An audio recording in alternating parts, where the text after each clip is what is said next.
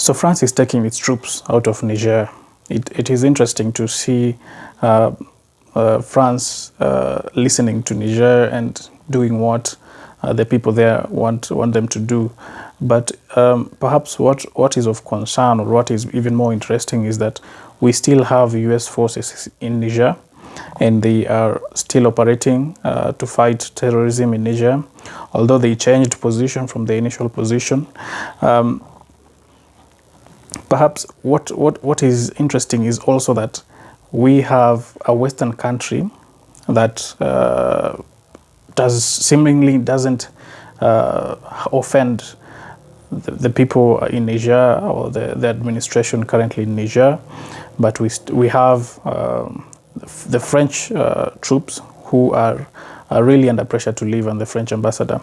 But of more concern is we need to ask ourselves why the US troops are still in Niger and the French troops are leaving. What is the difference that they have? If you look closely at the measures or the methods that are used by these two countries, you realize that they are different. While French use the direct approach in fighting terrorism, that means that they take their military to fight the terrorists directly. We have the US that uses a combined task force in training ground troops to go and fight the terrorists. So these two philosophies of fighting terrorism seem to be working differently, and it seems that it is working to the favor of the United States if you consider the interventions that the US has had regionally. You can take, for example, Somalia. The US has been in Somalia for quite some time, and it has largely been successful in fighting terrorism in Somalia.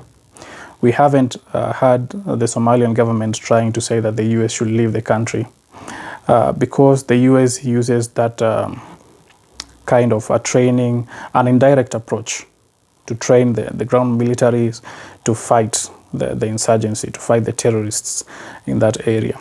So while the US also failed in Afghanistan, and they used the same method, we see that it is widely accepted by the majority of the countries that the US is into. So as all this continue to play, it is an interesting turn of events to come to realize how these two philosophies work, and just how these countries are being receptive to these kinds of treatment of their people and their troops. It is also worth noting that while France is leaving Niger, what is the future of France in terms of regional influence and what have you? Because France is losing ground, and in the near future, perhaps all countries that have French influence are going to tell them to leave. So is France going to look at new ventures to extend its influence, or which country is filling up this void that is being left behind by France? And you find that Russia is really taking advantage of this. It's as if they're taking the front of the war in places where the Western powers are living. And it's also interesting to look at what is happening in Sudan. So as all this play out, it is very, very intriguing to see the change of dynamics, the change of public perception, and what is becoming of these superpowers.